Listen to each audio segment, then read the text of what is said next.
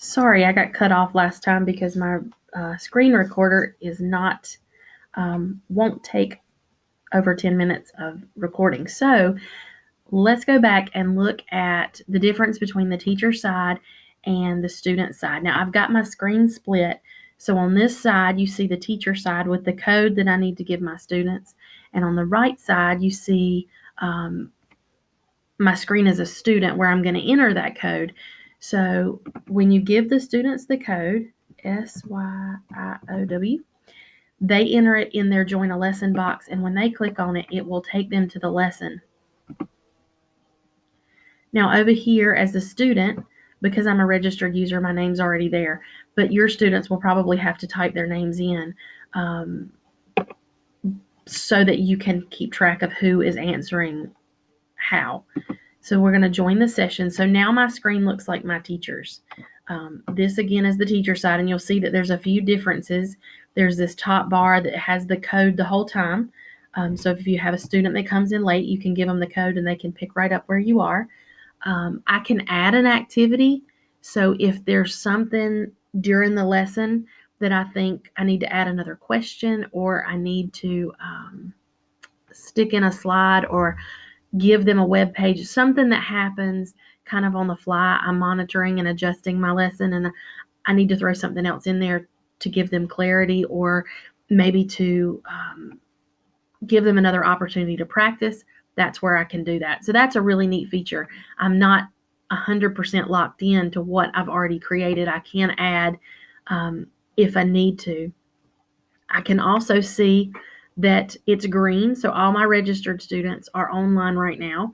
I only have one, but this is nice when you have a room full, because if it turns red, that means somebody has left the lesson, and you'll know real quick who did. By clicking on them, you can see the names of the students that are on there, and then we can go back to the lesson.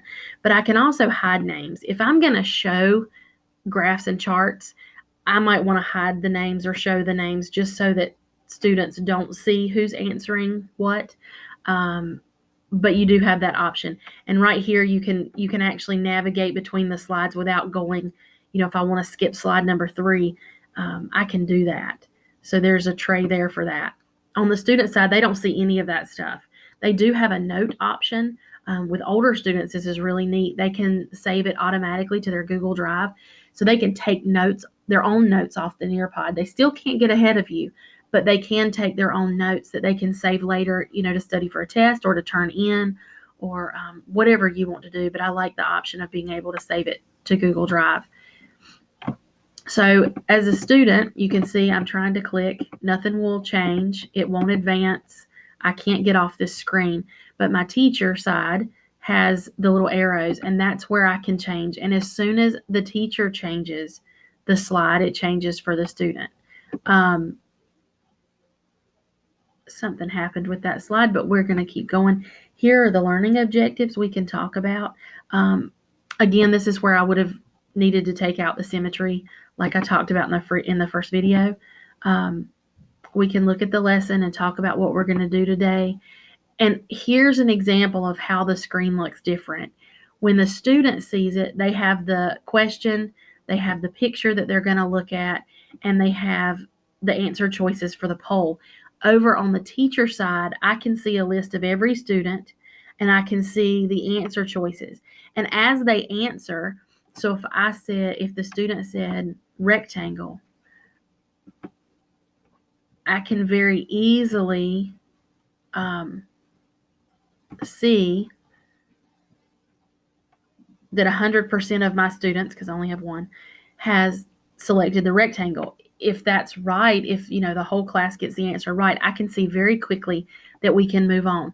If they're saying squares, it might be an opportunity to talk about what makes a square different from a rectangle. So it might be a chance to add an activity to look at the difference, or it might be just talking about it. Over here on the student side, I like that they can edit their answer. So maybe they clicked something by mistake. They can go back in and try again. So I can change my answer.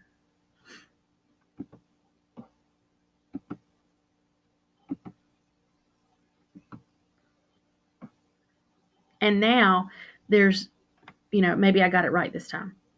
I know that's the wrong answer. But anyway, the poll is really a good opportunity. It shows you that they've changed it. You can draw or name a shape. With the K2 computers that are touchscreen, this is really super easy because they can click the tools down here and use their finger on the screen to actually draw the pictures and things like that. With older students, I have found that it's easier to add a picture, and notice that it's Google Safe Search. So I can Google a picture of a circle and find a circle. Maybe I like that one because that's kind of like a real world example. Or I can choose this one because it's pretty, and I can add that to my paper and submit it. And then on my teacher side, you see that each student has a box. So you're going to be able to see what on one screen all together what each person submits.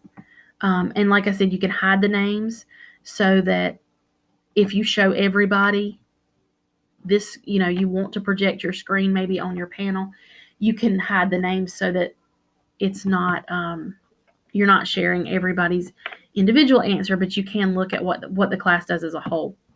And so we're going to go to an explanation of what a shape is. And then here is a fill in the blank example. This is probably one I would have taken out for my kindergartners, but you can use it with older students. Here's the VR portion. When the teacher moves the screen,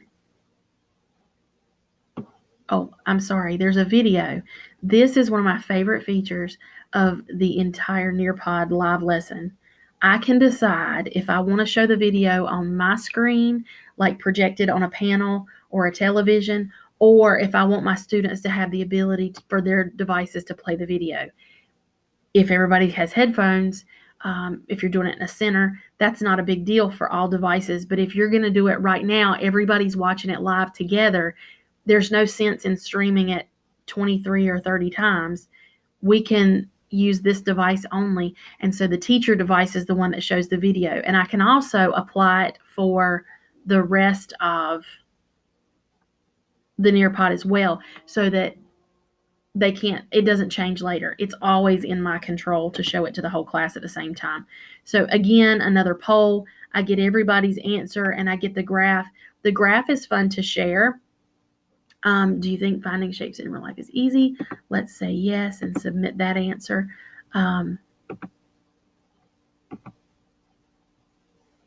You can actually share just the graph with the class. So it's very interesting. I've done this before with students to let them kind of reflect and evaluate the data themselves. They can look and see, okay, as a class, we 100% know this, or if there are lots of different answers. Why do you think someone said yes? Why do you think someone said no? And you can actually get them thinking about the responses as a class and how it all fits together. I've done that with some pre-assessments as well, so that we can kind of see where we fall as a class and maybe what we need to talk about as far as when I've done some digital citizenship stuff. But in math, it would be great to know, that not all my students know what a quadrilateral means, or if they all know, we can skip those slides because we don't need to talk about it. But here's more information for them.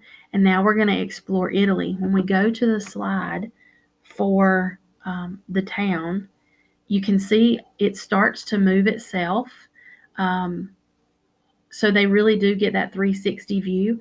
They can look for shapes. You can have them identifying quadrilaterals, either in pairs or in small groups or as a whole class or individually.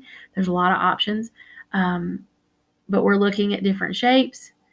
They can also click on it and drag the picture around as well, so they can move it at their own pace or stop it where they need to stop it. That's an option too. And like I showed you in previous slides, it just continues to give you, on the teacher side, you get to see everybody's work on one screen while they're doing their work. So it's real time. As soon as they click that submit button at the